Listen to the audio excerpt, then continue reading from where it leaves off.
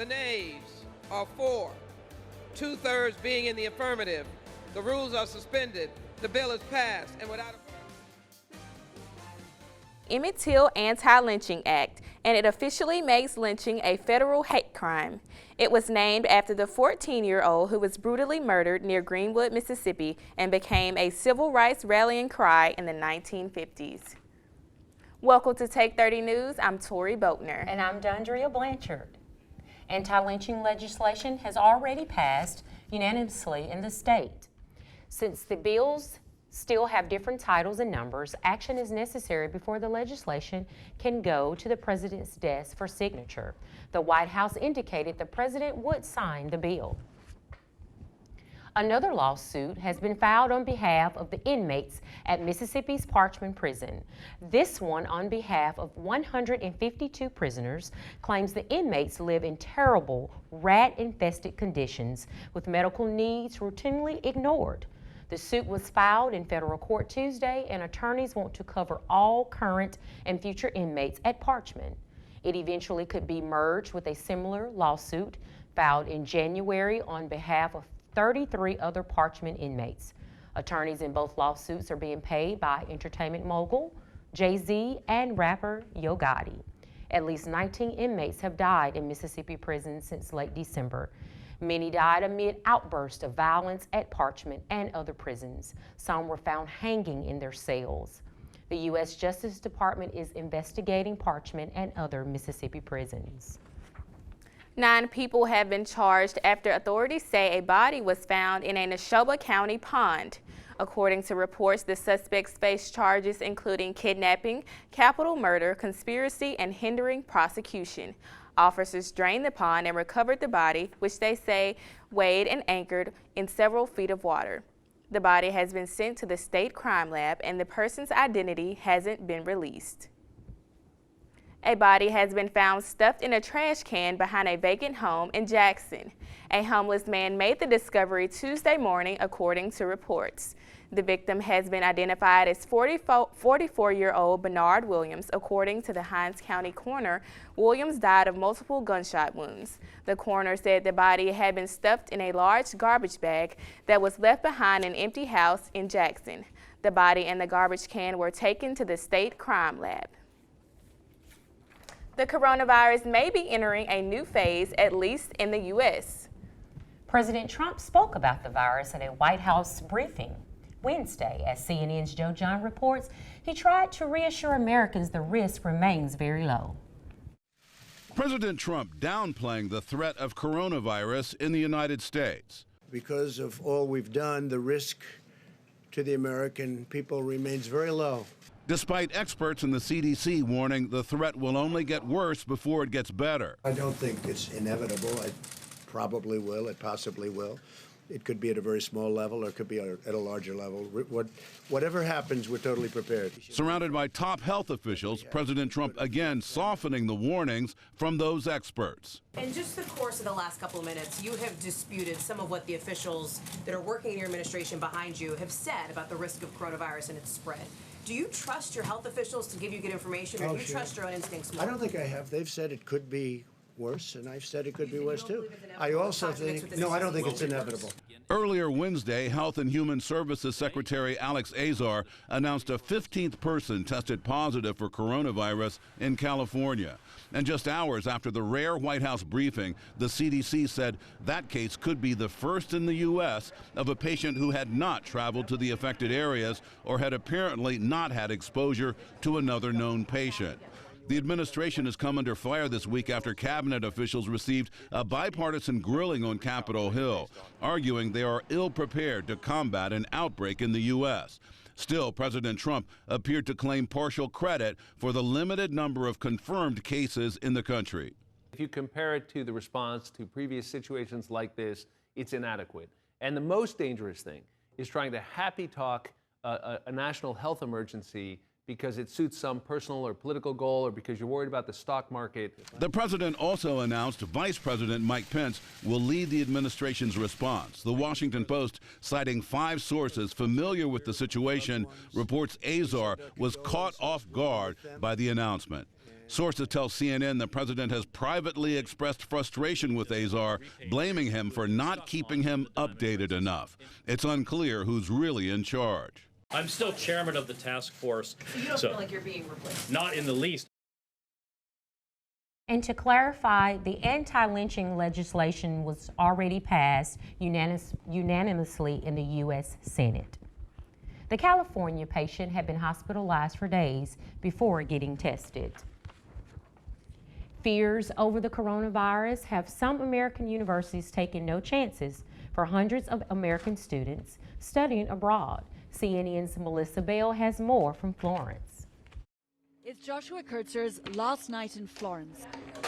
Good shot. He and his roommate are only just digesting the news. They only found out on Tuesday that their semester with an Italian family was being cut short. That's when Syracuse University told them that they had to book themselves their tickets home by the weekend.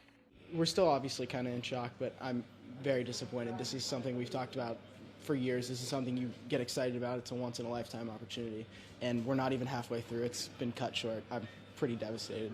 Personally, I'm very fortunate that my parents are able to, dish out the money and afford it, at least now, in hopes of reimbursement. But I'm sure there are many people on this program who are less fortunate than me, that it's a real struggle for them to get home. And I know a lot of students here saved up their own money for their entire lives to come on this trip. And now those, and spent that, so it's kind of in flux. It's really disheartening. There's only been 2 cases of coronavirus confirmed in Florence, but the American universities are taking no chances. For hundreds of American students here on exchange, Florence was the stuff of dreams. And for an art student like Nick, the city has been a revelation. It's pretty unbelievable. I mean, that's part of the reason why I wanted to come. And the teachers have been fantastic. Being here and experiencing it versus seeing a picture, it's not the same thing. I'm more honestly disappointed in the fact that the program has since been canceled, so they're sending us home for their liability, and I understand why, but it still doesn't really lessen the disappointment for all the students. Joshua's managed to get himself on a flight this Thursday morning, so it's time to say goodbye to each other, best luck, to their host mother, and to the semester of their dreams. Meanwhile, Mississippi State said in an email today that travel to Italy is discouraged but not banned. MSU is not approving travel to countries issued Level 3 status by the CDC, including China and South Korea. MSU discourages travel to Level 2 status countries, including Japan, Italy, and Iran. To date, there have been no cases of the virus reported at MSU or in Mississippi. The university said it will communicate directly with students and faculty impacted by study abroad programs prior to making public comment on those issues. The university asked students and parents to monitor the CDC website. After the break, how the university honored African American authors for Black History Month.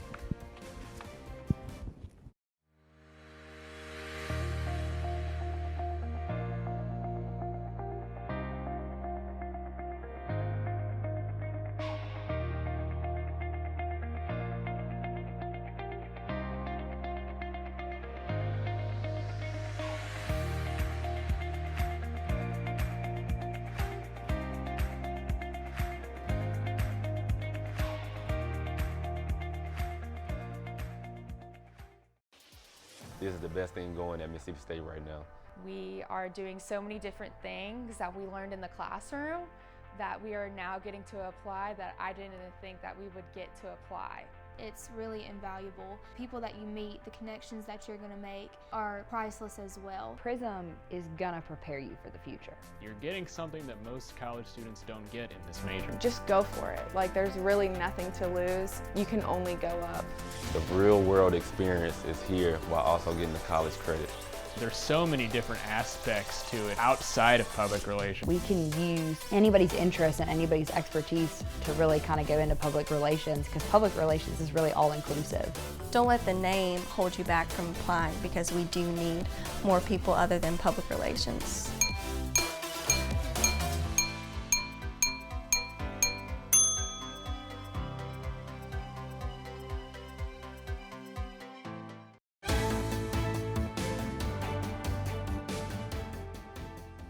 Members of the Tupelo City Council this week heard a possible solution to the city's trash problem.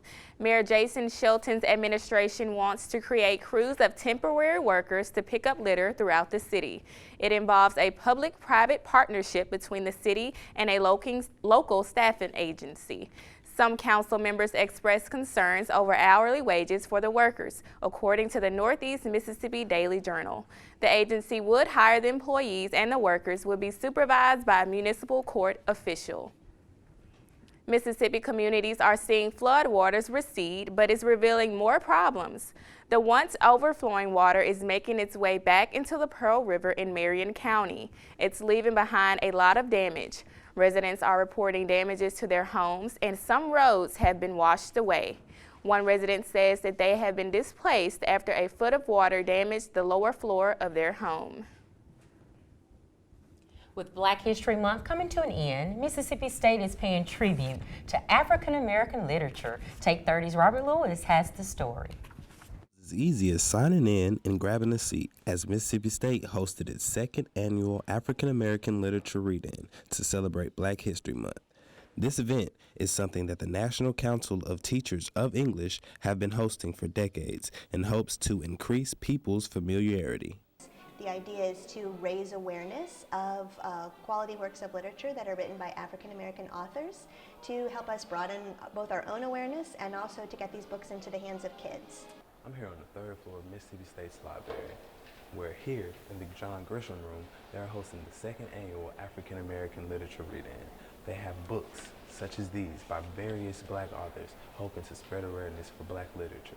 Even though she wasn't a part of the event, I spoke with author Brianne Town to get her opinions on the struggles for Black authors. The first obstacle was finding the help that you needed, because I did not feel like I had any help.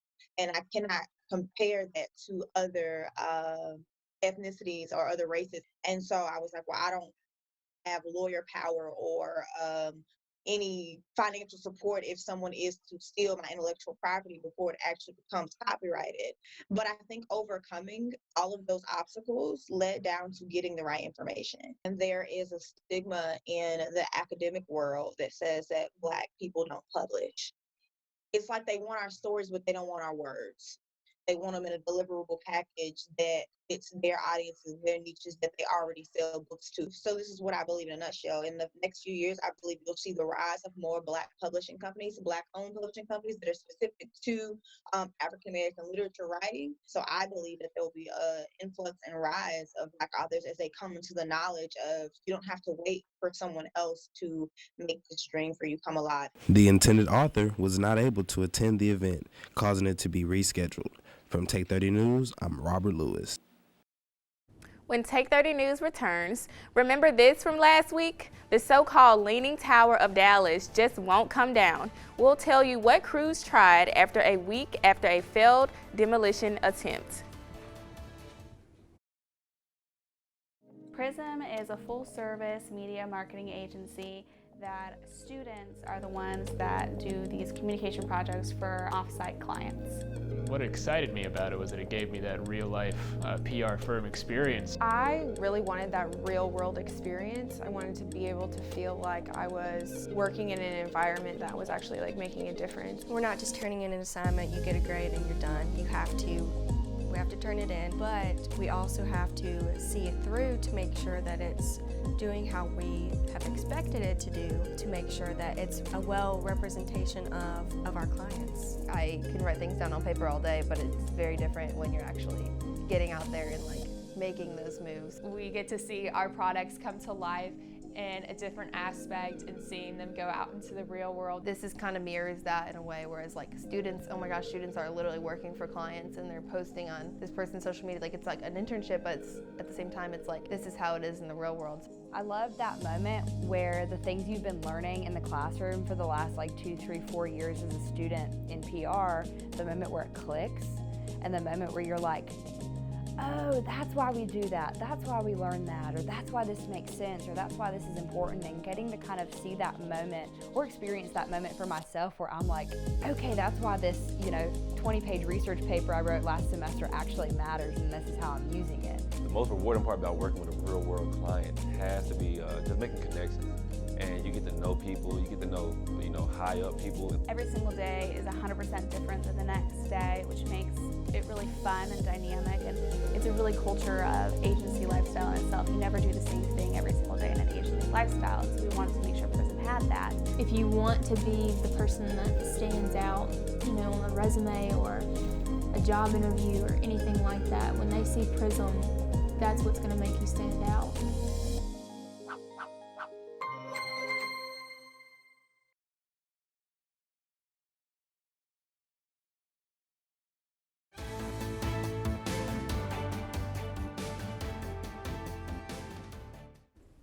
Remember this? A demolition project in Dallas goes wrong, and this is what's left. Now local people are calling it the Leaning Tower of Dallas. The 11-story office building failed to come down after an attempted implosion. This time workers are taking an old-fashioned approach using a crane and wrecking ball. The new Nike sneakers are sold out. Rapper Travis Scott's Cactus Jack Low PRMQs were released Saturday. Fans snapped them up. The shoes cost $150 and you could only buy them online through Travis Scott's shop. But Shop tweeted that you can now find them in select Nike shops this Saturday. Amazon has opened its first full-size checkout-free grocery store. The Amazon Go Grocery opened Tuesday morning in Seattle. Customers need the Amazon Go app to enter the store. Once inside, they can grab the items off the shelves, bag as they go, and walk right out of the store. The items will be tracked and automatically charged to the customer's Amazon account. This Go grocery store is about 5 times larger than other Amazon Go stores. The store will offer meat, seafood, fresh produce, and bakery items. It will also have household items. Though no employees will be checking out customers, there will still be employees greeting customers, answering questions, and keeping shelves stocked. It's now time to turn things over to Holly Emery with Take 30 News Sports. What do you have for us, Holly? Well, it's been a busy week in athletics with another full weekend of sports ahead of us, but we'll get you caught up on everything happening, and don't go anywhere. Take 30 Sports is next.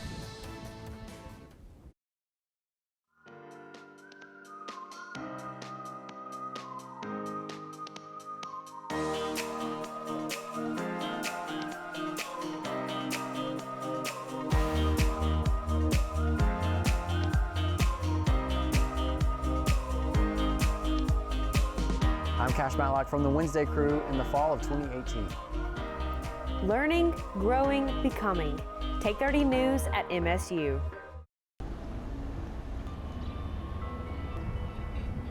My name is Donovan Andrade. I graduated from a high school in the Middle East. I wanted to find a college that best suits home for me, and I found it here.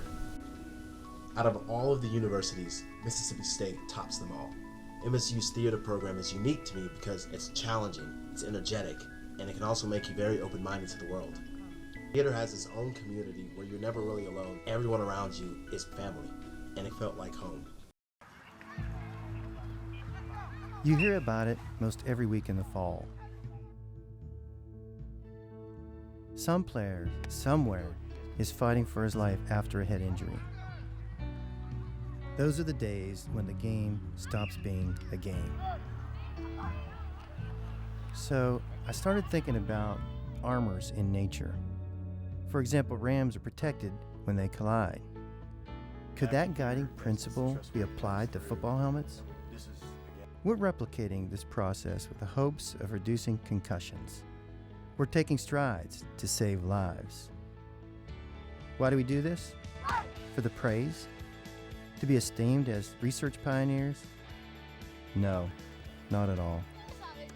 This is for them, the kids.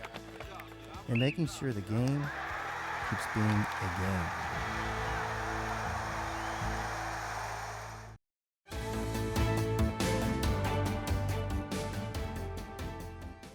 Welcome back to Take 30. I'm Holly Emery. The Diamond Dogs were home over the weekend and got another series win in the season.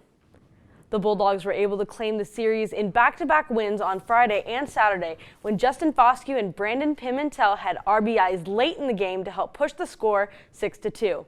However, after a hard loss on Sunday, Coach Lemonis said in a press conference that he thinks his team needs to be tougher and that his team is not competing as they should be on defense, offense, or on the mound. Coach Lemonis believes that his team will be able to change that quickly.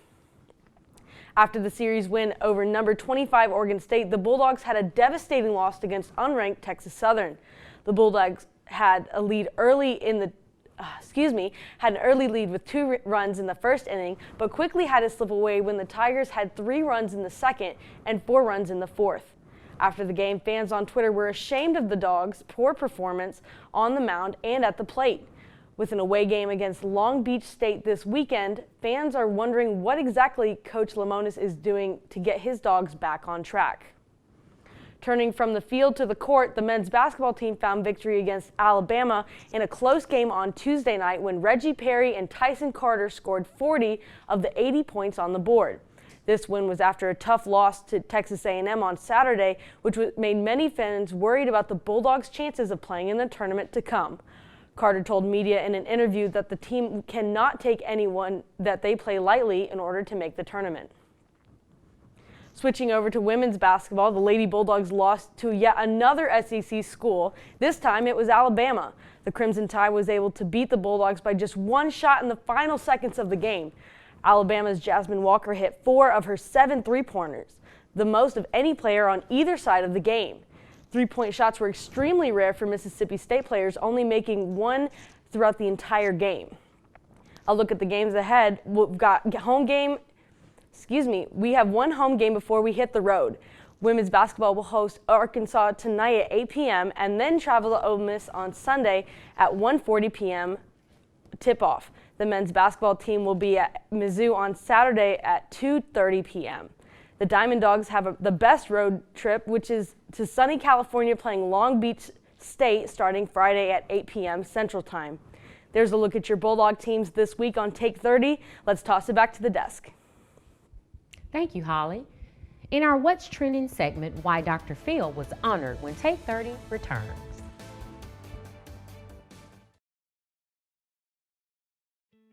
Everyone remembers their favorite teddy bear, the reassuring love of their first puppy. They comforted us and made us laugh. For children battling abusive situations or post-traumatic stress disorder, the memories aren't as pleasant. That's why at Mississippi State University, we're pioneering a robotic technology that brings healing to those exposed to traumatic situations. Known as Therabot, MSU's robotic beagle includes lifelike features that allow it to move in ways that are both natural and nurturing. Its ultimate goal? To bridge the gap between 2 types of effective therapy, using real animals and their plush counterparts for emotional assistance. At MSU, we're proud to be changing the game in therapeutic recovery. Even prouder to be putting lives back together again.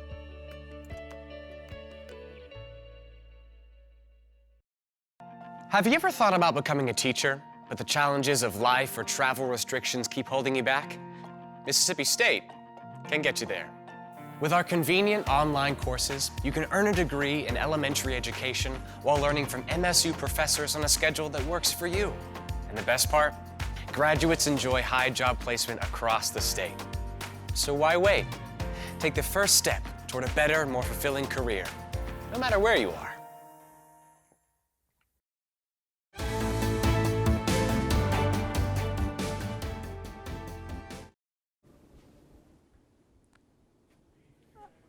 Okay, welcome back to Take 30.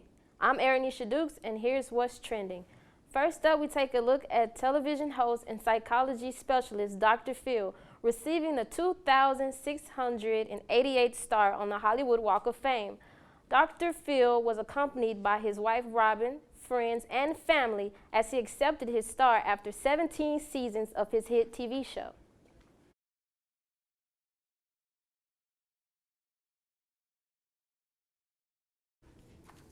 Congratulations, Dr. Phil. On a sad note, a 9-year-old boy from Australia has been making headlines after a video posted by his mother went viral. Quaden Bells was reported to be a victim of bullying and name-calling at his school, and his mother caught his heartbreaking reaction from picking him up from school on camera. Take a look.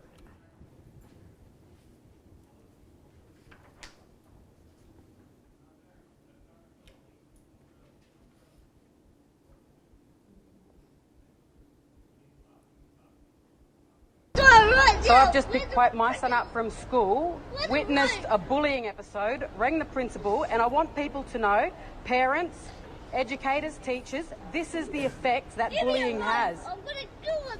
This is what bullying does. So can you please educate your children, your families, your friends, because all it takes is for one more instant. That's all for what's trending. Back to you, DeAndrea. That's all the time we have for tonight. Thank you so much for watching. We'll see you back here next week. Remember, you can always follow Take 30 on Facebook, Twitter, YouTube, and Instagram on Take 30 News MSU. And you can also follow us every Wednesday. We're live at 4 p.m.